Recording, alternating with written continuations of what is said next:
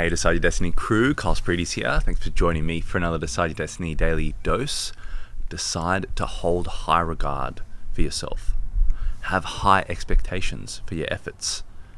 Learn how to beat yourself up in the right way. Now, I know this is a very controversial topic, especially in our modern times where topics such as burnout are very, very popular.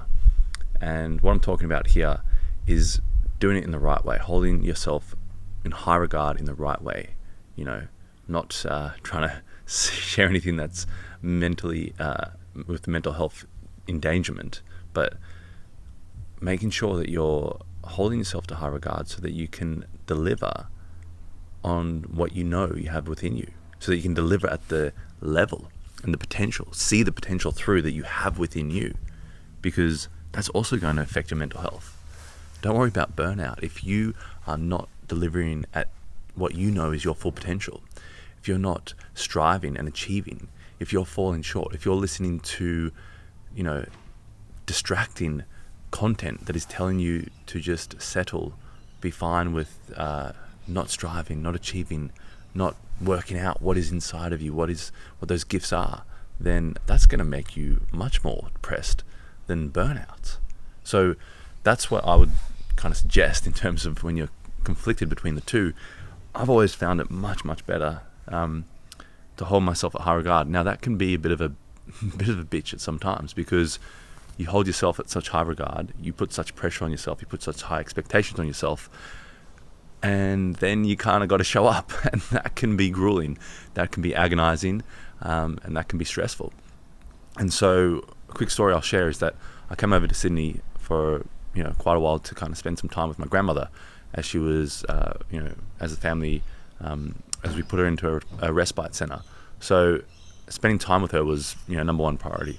I've also got the book Decide Your Destiny launching on the 11th, so launching in 4 days, and I've had to finish off the final bits and pieces of the audiobook, of the audio recording, and that's been quite a grueling effort.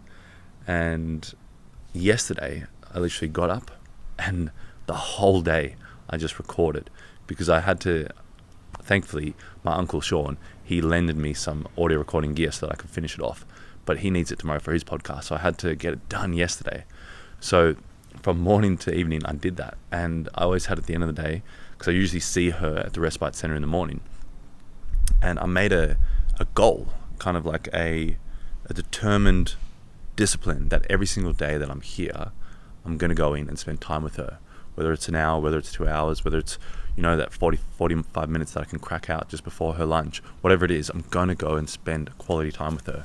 So that was my work like a maniac, get these projects done so I can feel really content, really satisfied, but still driven and really inspired in my heart and soul. And then also the remaining bit of time, go and spend time with my grandmother. So that was my goal.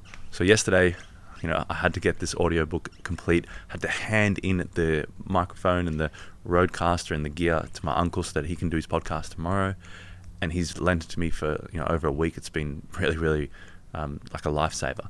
And so I wasn't able to go in and see my grandmother. I could have gone and seen her at 9:30, but she would have been asleep. So for me, that was a disappointment, and me being hard on myself. I'm going to look at, where could I have carved out a little bit more time? Where could I have not done the thing where we all do, where if we've got a project and we say it's got to be done in 30 days, we get it done on the 29th day with 4 hours to go on, until the 30th day comes. We've got that internal thing with deadlines that we will somehow find a way to kind of push it out until that deadline. So I have to go and reevaluate, okay, is there a better way that I can set up deadlines? Is there a more accurate way? Is there a better way that I can carve out my time? Is there a better way that I can actually also work really hard, but carve out 20 minutes to just kind of sit in nature or something like that, so that I'm not wasting hours at the end of the evening, very unproductively trying to get some bits and pieces done, but I'm back up early in the morning.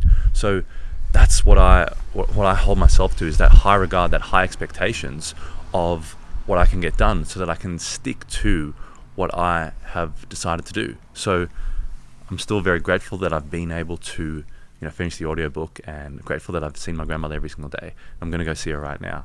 However, that little piece of me not being able to see her yesterday is something that pushes me to be better, to do better, to achieve better, to strive for better. And it's not a negative. It's not a negative thing to have high expectations for your spiritual being, for how you show up in life.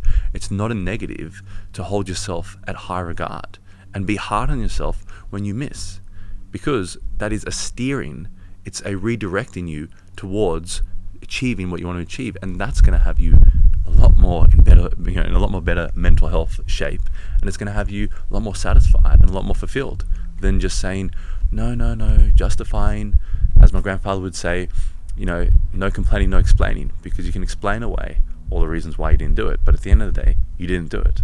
So that's my little daily dose today, guys. I hope you take that away and utilize it in the best way you can in your own life. See where it fits.